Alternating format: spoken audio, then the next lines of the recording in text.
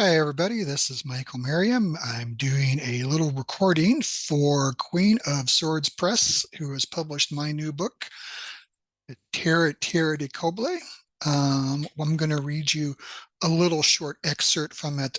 This story, as it says on the back cover, in an American West filled with magic and monsters, 7 women, 2 gunslingers, a sorceress, a former nun, a reporter, an Apache fighter, and seemingly ordinary townswoman join forces with the town of Tierra de Cobre to stop a goddess and her minions from taking over their world.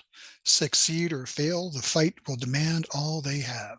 So I'm going to read you a little quick excerpt from this so that my publisher can post it. And we're going to try to get it out here in the month of May, which is Weird Western month. And that's what this story is. This is a Weird Western.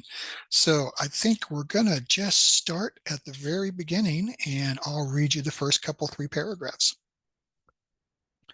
The women of Tierra de Cobre stood in the town square watching as a dozen men, all mercenaries, rode out, heading for the pond a handful of miles from town, near the spring that fed the creek and brought water to their homes. Most of the women, tired and bedraggled, turned back to their homes. Do you think they will? Maria Garcia could not bring herself to finish the statement. She clutched her rosary with one hand. The other touched the butt of the Colt Navy she wore. Her husband's spear revolver, she feared he didn't need it anymore. This group of bravos would vanish the same as her Esteban. Die? Maria turned to glance at the speaker.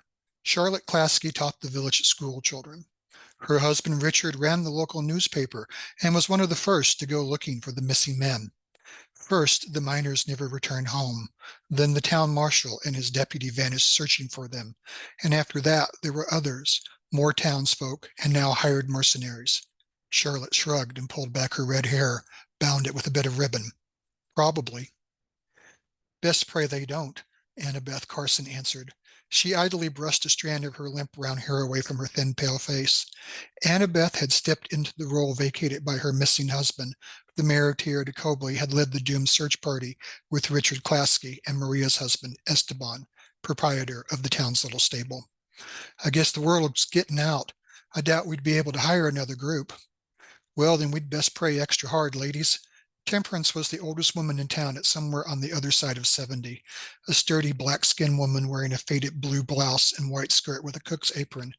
Maria knew that, despite Annabeth being the mayor's wife, Temperance was the town's real leader. Best pray extra hard indeed. Charlotte snorted. I'm done praying. Praying didn't do Preacher Wilkes any good, nor any of our menfolk. Didn't save the Padre and his blue-robe guide either. God don't hear our prayers anymore. Charlotte, how could you say such a thing? Maria gripped her rosary tighter. In her mind, she asked Mary to intercede on their behalf. Charlotte nodded toward the fading sounds of horse hooves on hard dirt.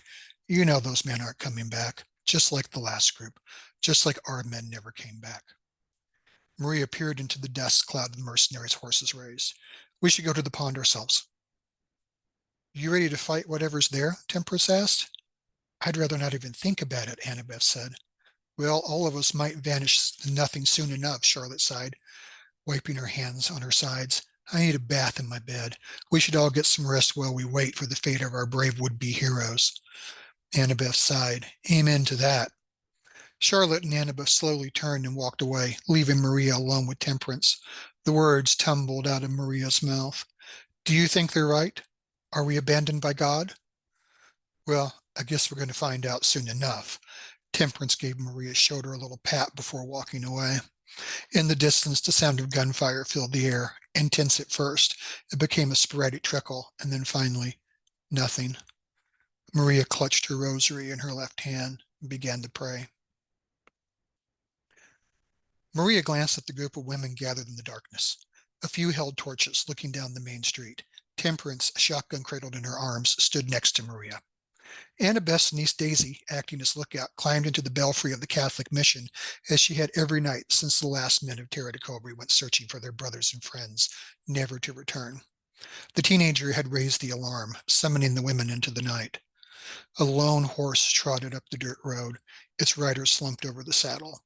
The horse walked into town on wobbly legs, its nostrils flared, eyes rolling in fear. The rider fell from the saddle to the dusty street with a wet thump. A smear of blood gleamed on the saddle, evidence of gruesome injuries. Annabeth captured the animal's reins and managed to calm it. Charlotte stepped up and poked the body with her rifle. It stayed limp on the ground. Well, I suppose that answers our prayers. Several of the women began to wail and cry out. Temperance turned on the gathered group. Hush, hush, the lot of you. This is no time to be caterwauling and carrying on. Rachel Owens stepped forward. Maria narrowed her eyes at the sturdy brunette.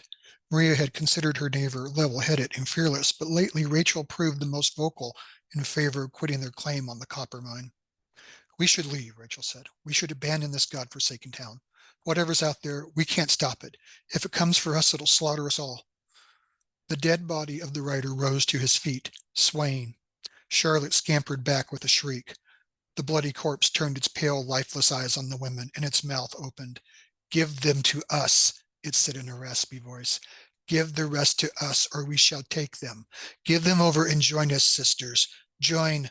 Temperance fired her shotgun into the middle of the dead man's chest. The animated corpse fell to the dusty street. Quiet down, Temperance tried to regain control of the panicked women. They shuffled nervously, ready to bolt at the next sign of trouble, but the old woman had their attention. If some of y'all want to run, I would not blame you, but I am too damn old to be running, and I am not giving up my claim. Charlotte sighed. Temperance, I know, but that thing, it's taken or killed everyone we sent. Something clicked in Maria's mind, a wild, crazy idea.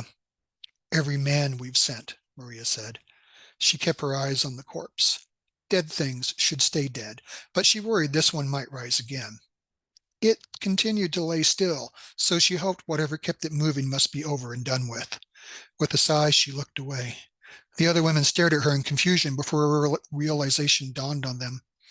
Every man we've sent, Maria repeated, so we stop sending men. Annabeth shook her head. Are you deaf, girl? Do you think you'll find, I don't know, mercenary women? Women soldiers? I don't know, Maria shrugged her shoulders. I don't know, but I'm willing to try. There's a few out there, Temperance said. Women of ill repute, Charlotte chuckled. Rachel Owen frowned. We've got our own of that ilk. Maria shook her head. No, not prostitutes. She means adventurous.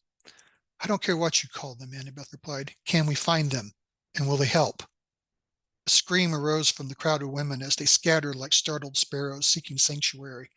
Maria half turned. The corpse climbed to its feet as if pulled by strings. It lurched toward her. She took a step backward and drew her pistol. Lining up her shot, she put the lead bullet through the shambling corpse's head. It fell back and withered to dust. Maria turned to Temperance. I'll ride to Magdalena. She looked around at the remaining women.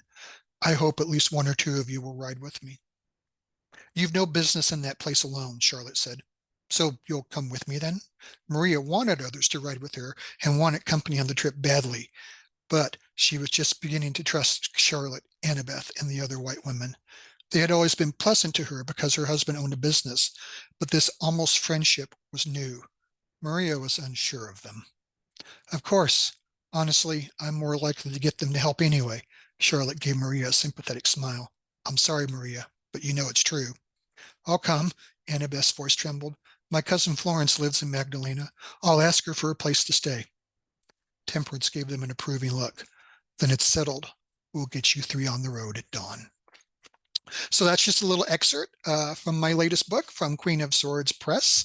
And I hope y'all enjoyed the reading. And now I'm going to try and end this recording. But go to queenofswordspress.com. You can find the book there. It's a mere $10.